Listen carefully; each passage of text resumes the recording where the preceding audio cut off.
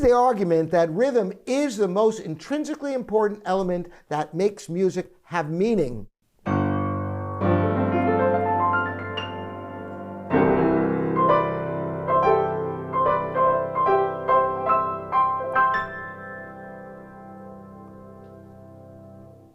Welcome to livingpianos.com. I'm Robert Estrin. Today is, what is the most important aspect of music? There's so many things. You've got textures and melodies. You've got different instrumentation, orchestration, pitch. But you know what is the most important thing? And I'm going to prove it to you today if you stay to the end of this video. Rhythm is by far the most important aspect of music. I'm going to prove this to you in innumerable ways to give you some historical context. The first thing I'm going to do is I'm going to play a very familiar piece, but see if you can figure out what it is without a rhythmic context.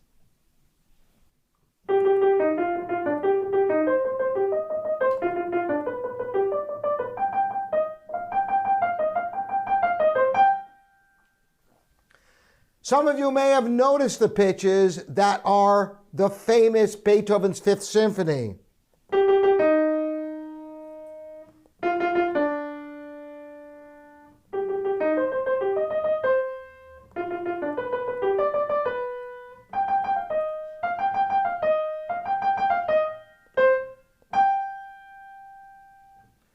But without that rhythm, it doesn't sound like Beethoven's symphony, does it? It doesn't sound like much of anything because rhythm is a vitally important part of music. I'm going to demonstrate this in another way.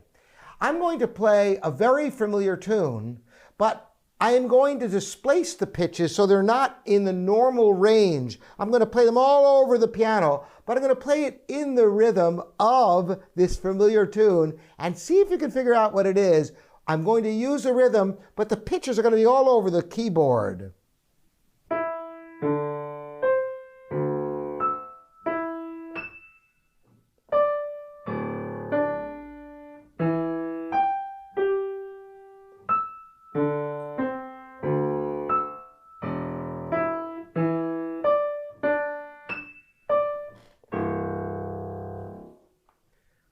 I'm sure you recognize that as Mary Had a Little Lamb, even though I didn't have any two notes that are together the way they are in the original, which of course.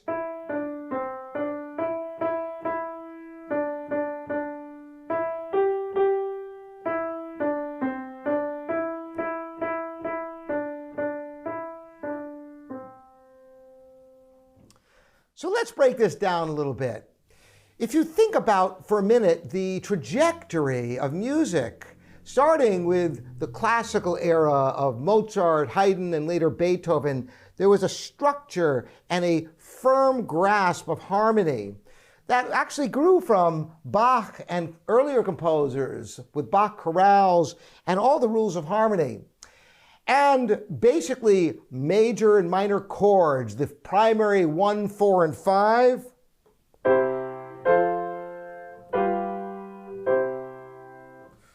one, 4, 5, 7, 1.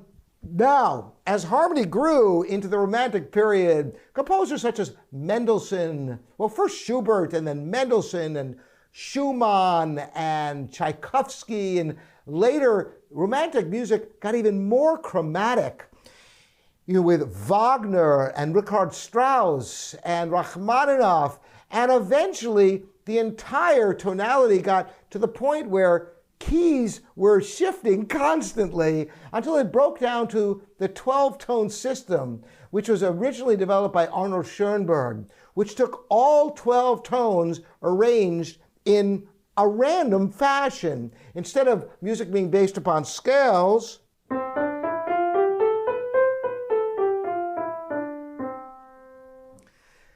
they were arranged in all the different 12 tones. And I talk about 12 tones, there are just 12 different notes in music.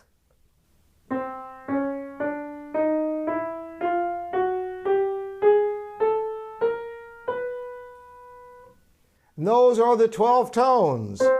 And then you're back home again. So you think about how many different possible arrangements are there of 12 tones? Well, 144. When you think about the vast majority of all Western music from before the Baroque era through to contemporary times is based upon just those 12 notes, then you realize how derivative melodies must be without the advent of rhythm. Rhythmic variety is what really separates melodies. So the 12-tone system, you take those 12 tones and arrange them in some order.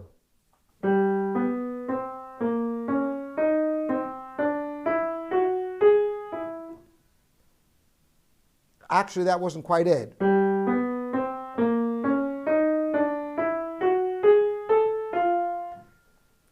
That's a tone row, because there's all 12 notes before any repeat. Let me see if I can figure out another one for you.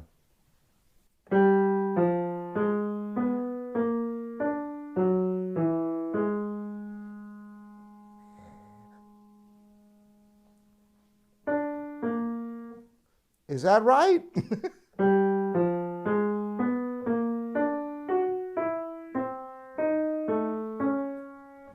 Well, that's definitely a tone row there. Imagine building a piece out of that. Well, that's exactly what Schoenberg and later Berg, Webern, all the way to Elliott Carter and Stockhausen.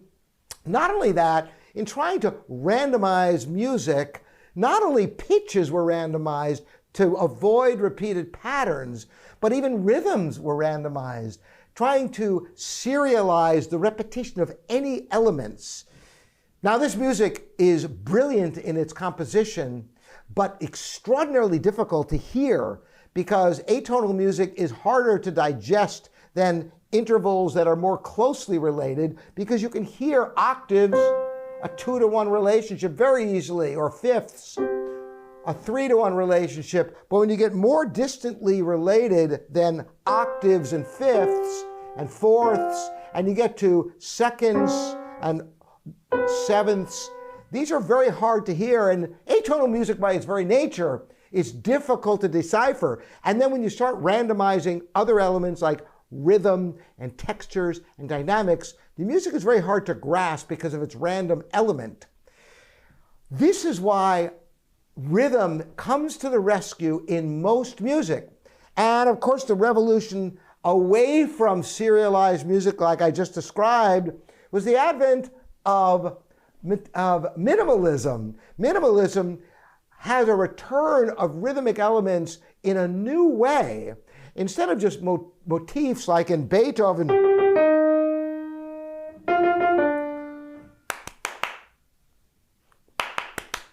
there we go. There's a motif you can grasp right from the get-go and follow it through for the whole first movement of that famous Beethoven's Fifth Symphony.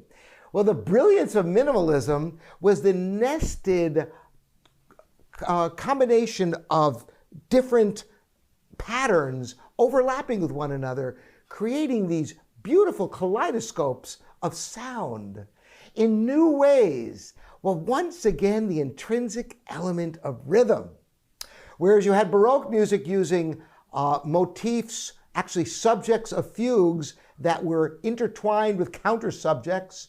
And then you have the structure of classical music with different formal structures, but with the rhythmic elements in place.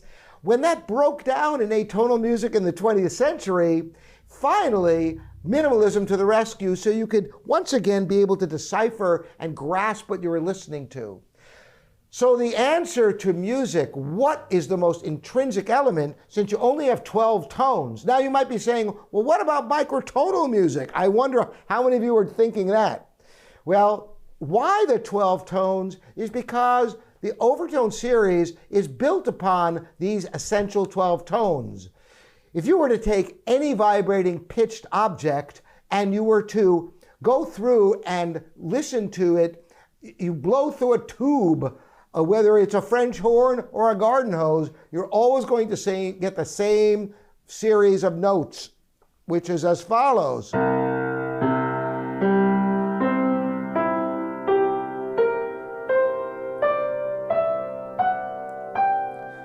And from here, it's all half steps. So the overtone series has your basic diatonic notes. They're not arranged as a scale, but they're the same notes.